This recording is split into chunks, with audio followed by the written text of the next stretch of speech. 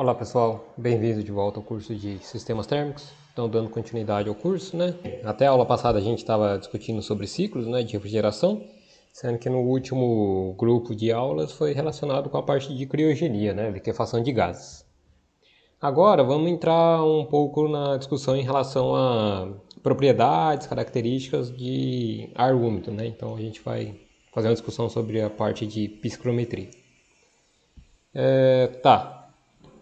Então, o que é o ar atmosférico? O ar atmosférico é uma mistura de gases, composto principalmente de nitrogênio e oxigênio, e outros compostos, outros componentes em menor fração, né?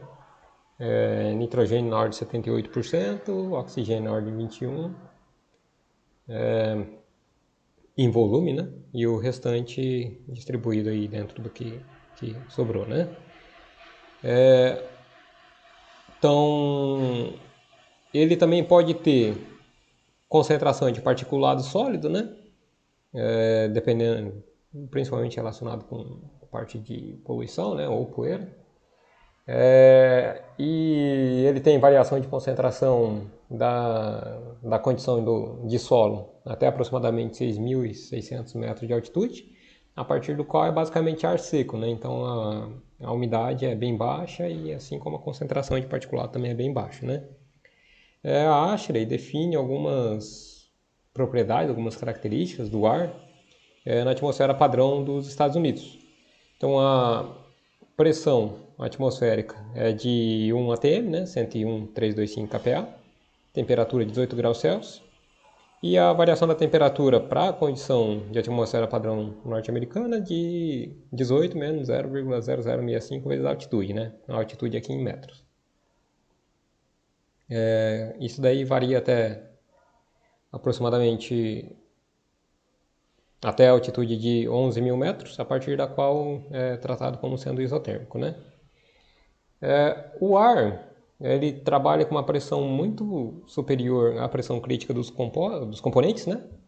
Então ele pode ser tratado como sendo um gás ideal. Então a lei, a equação de estado para gás ideal, dado por essa formato aqui, é válida, onde o R, aqui entra uma ponderação da massa molar dos componentes, né? Nitrogênio, oxigênio e os outros, e a constante correspondente em base mássica é de 287 Joule por quilograma Kelvin. O ar úmido, então, o que a gente vai focar daqui a pouco, né? Que é a parte de psicometria, é uma mistura de ar seco e vapor de água, né? Então, essas outras misturas aqui, exceto a parte de particulado sólido, né? Mas pegando a mistura de gases não condensáveis como nitrogênio, oxigênio, CO2, argônio, e por aí vai, eles não são... assim, a separação por processo físico é um tanto complicada, né? Agora, para aplicações de condicionamento de ar, aquecimento, etc., pode ter acréscimo da fração de vapor de água ou redução, né? Então, em processos do dia a dia, eles são separáveis, né? Então, no estudo que a gente vai fazer daqui a pouquinho, a gente vai ver como que se comporta a mistura de ar e vapor de água, né?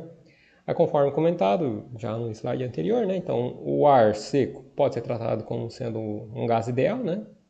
Para condições atmosféricas, uma vez que ele trabalha com pressão bem baixa, né? Temperatura relativamente elevada em comparação às condições críticas dos componentes.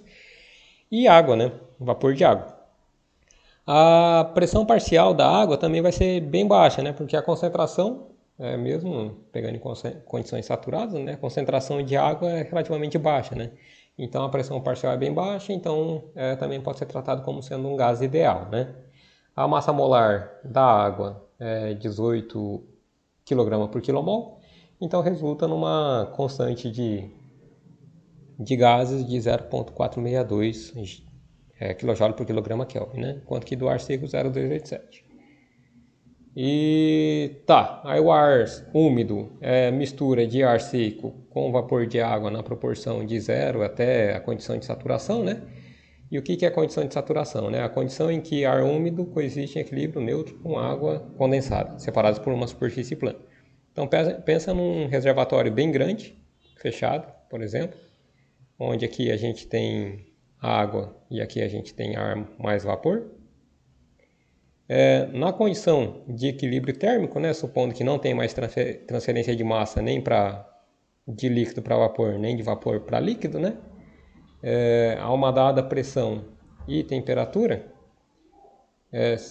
então, se tiver equilíbrio térmico nessa condição aqui, o ar vai ser tratado como sendo ar saturado, né? Então, o ar aqui não vai ser seco, né? Então, ele vai entrar em equilíbrio, aqui com o líquido, né?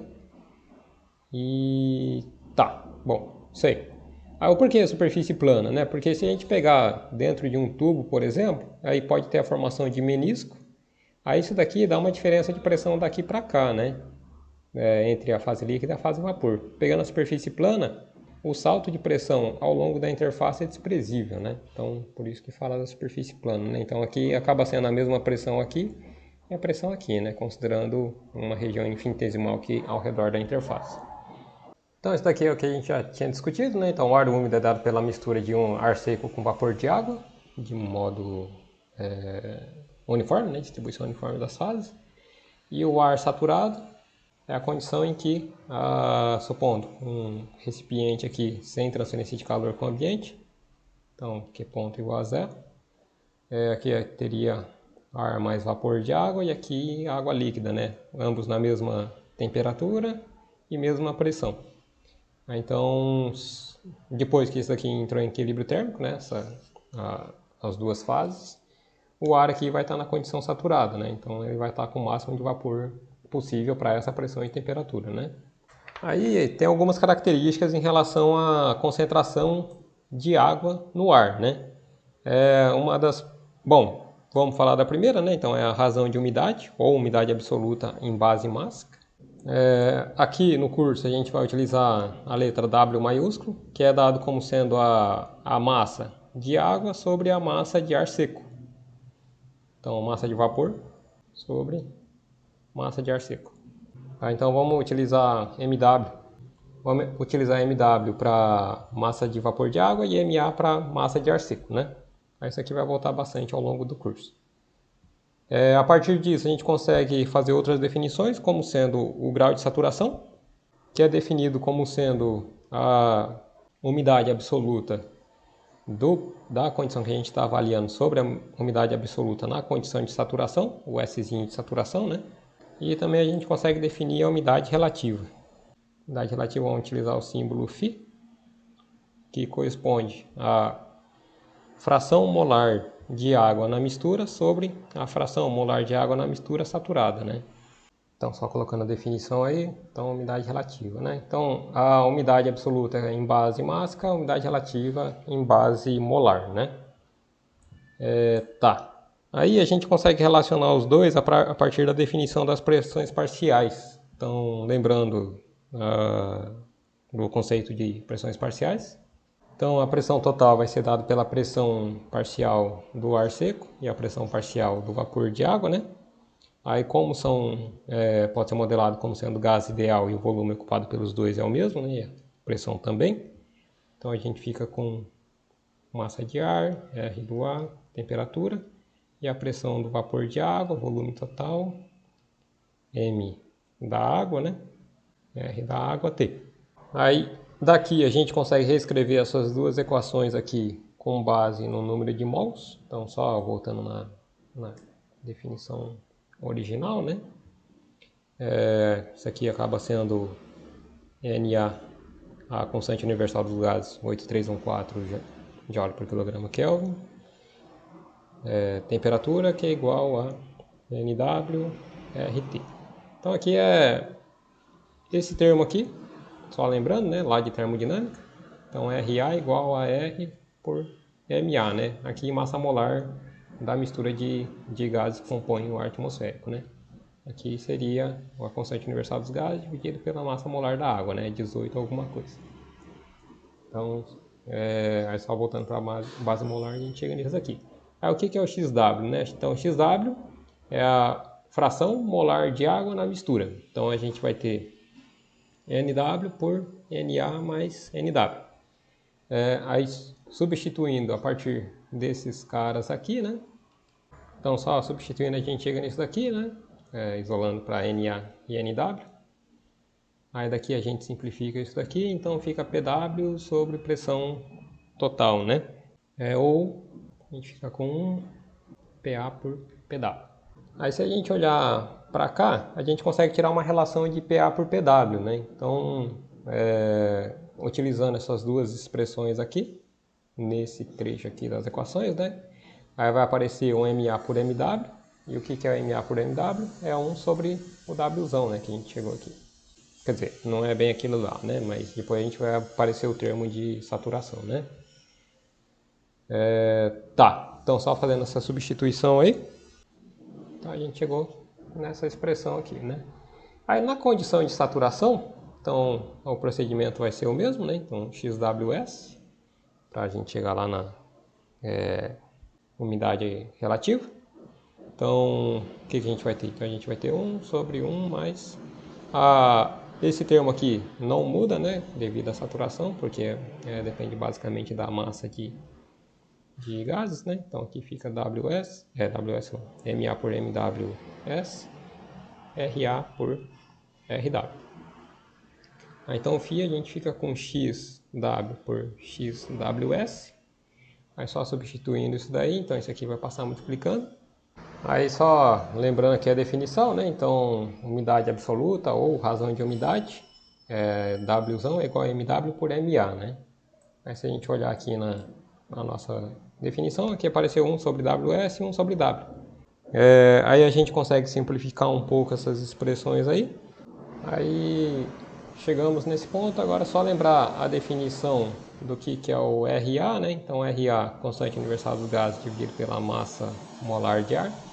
E o RW, constante universal dos gases dividido pela massa molar de água, né?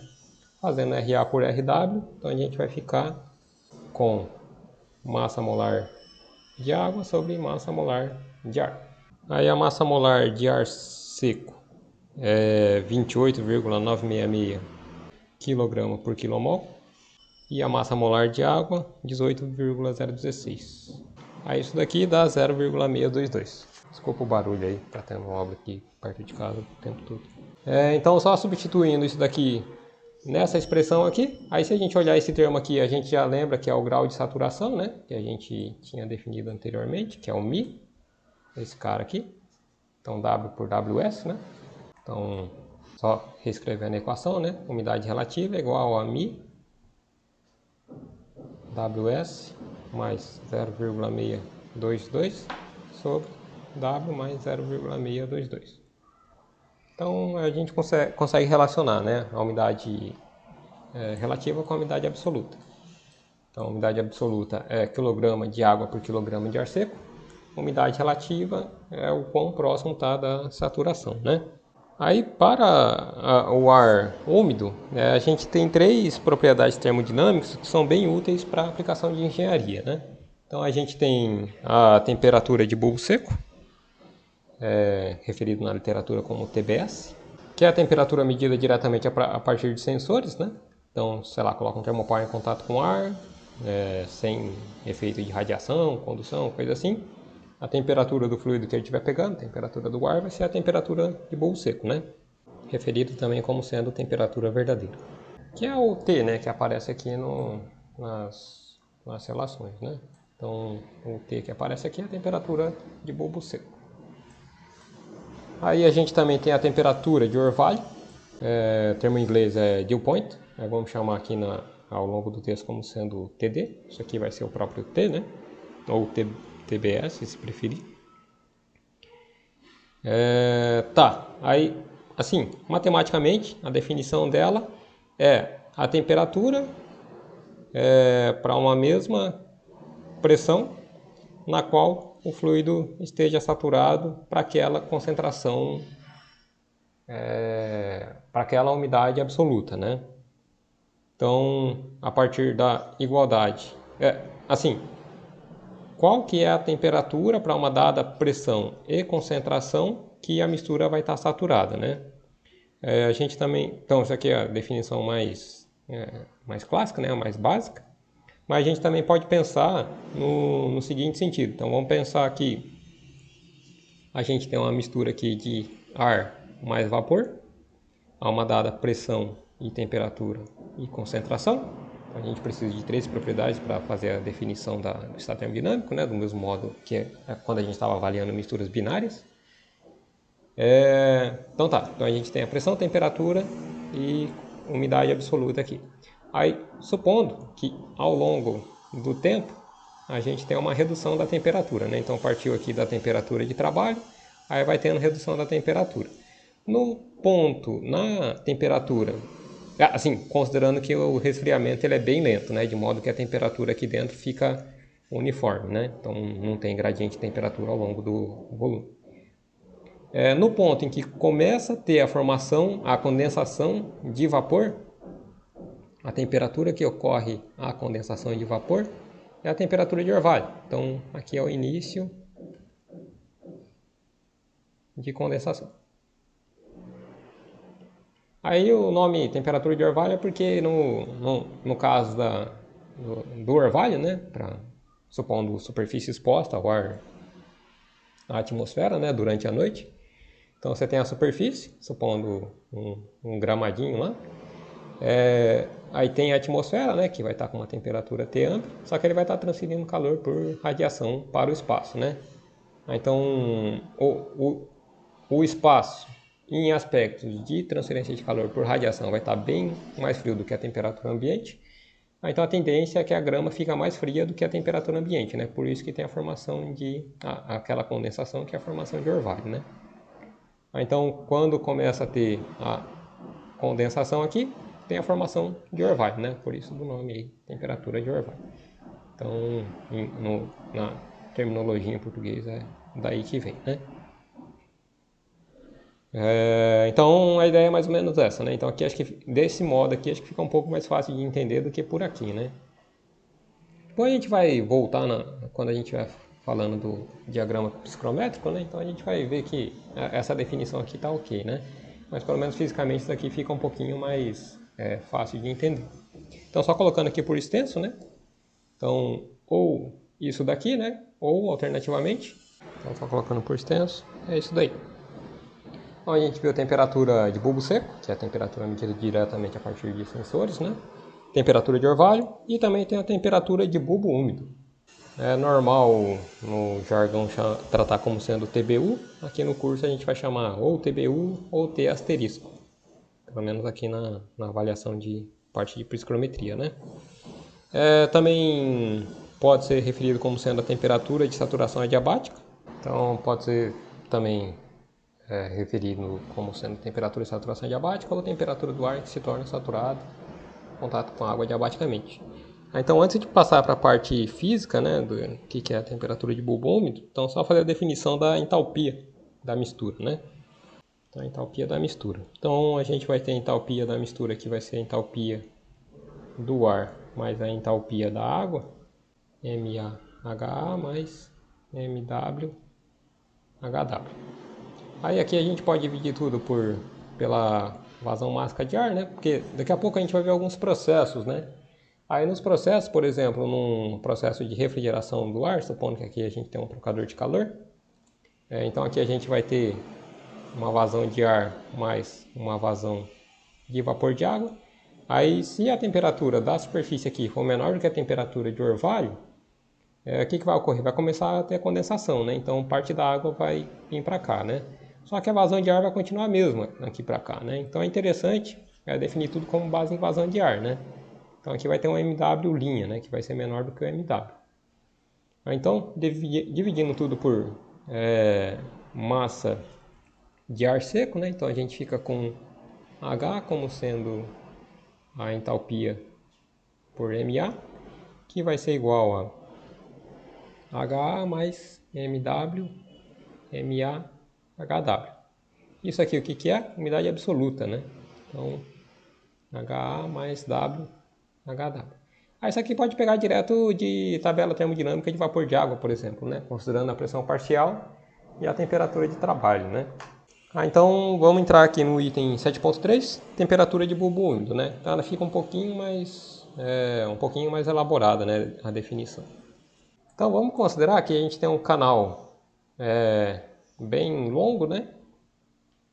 Aqui a gente tem uma fina camada de água. Então, supondo que aqui a gente chama aqui de ponto 1. Então aqui a gente vai ter temperatura 1, pressão 1. Vamos considerar que ele é isobárico, né, o processo. Então a pressão aqui é igual à pressão na saída. E aqui a gente vai ter um M.A e um W1. Aí aqui na saída o que a gente vai ter? Então a gente vai ter um T2, a mesma pressão, o mesmo M.A e um W2, né? Então, ponto 2 aqui. Qual que é a ideia, né? Então, se o ar aqui não estiver saturado, né, tiver com uma umidade menor do que a umidade de saturação, conforme ele vai escoando aqui, se esse canal aqui for suficientemente longo, parte da água líquida aqui vai sendo vaporizada, né? Até a condição que eventualmente o ar vai chegar na condição de saturação, né?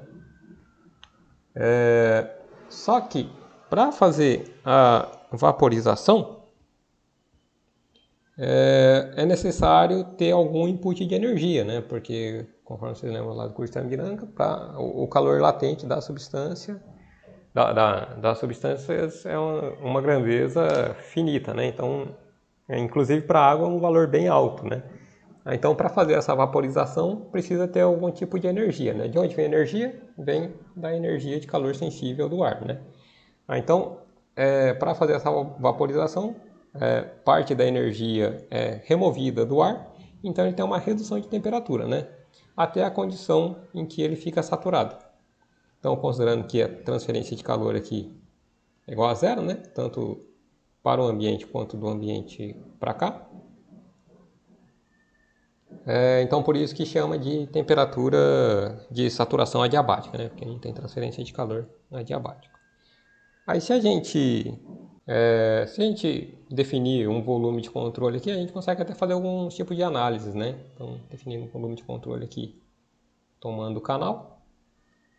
Então, só por conservação da massa, então a gente tem que M.A, bom, 0 é igual a M.A na saída menos M.A na entrada, isso daqui se mantém, né?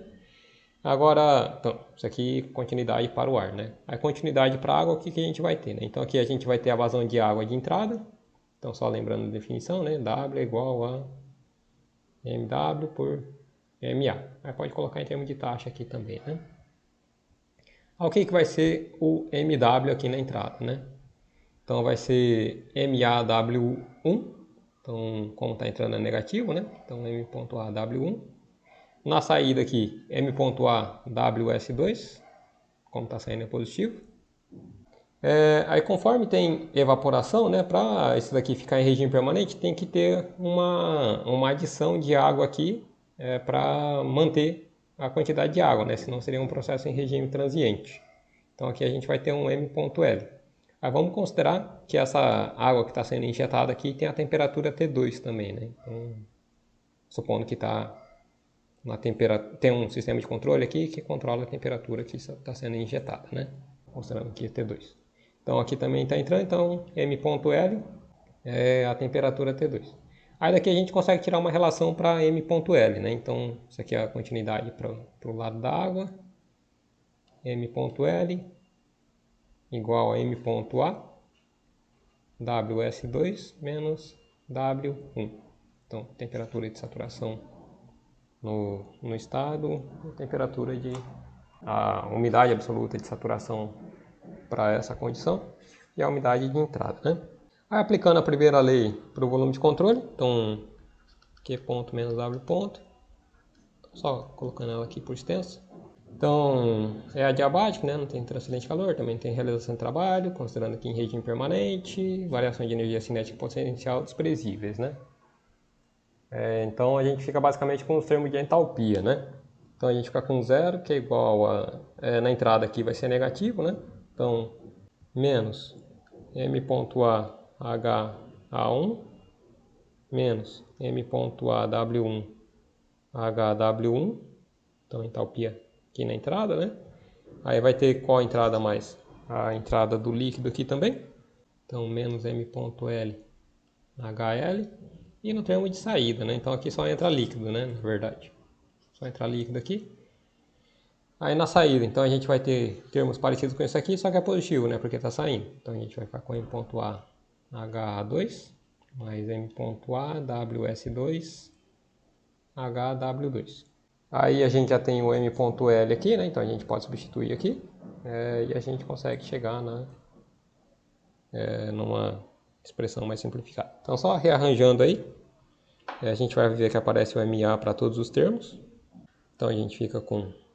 A gente chegou nessa expressão, aí isso daqui acaba sendo a entalpia do ar úmido na entrada, né? Então chama aqui só de H1, mais a temperatura de saturação na condição 2, a umidade de saturação na condição 2, umidade absoluta na condição 1, HL, que é igual a H2.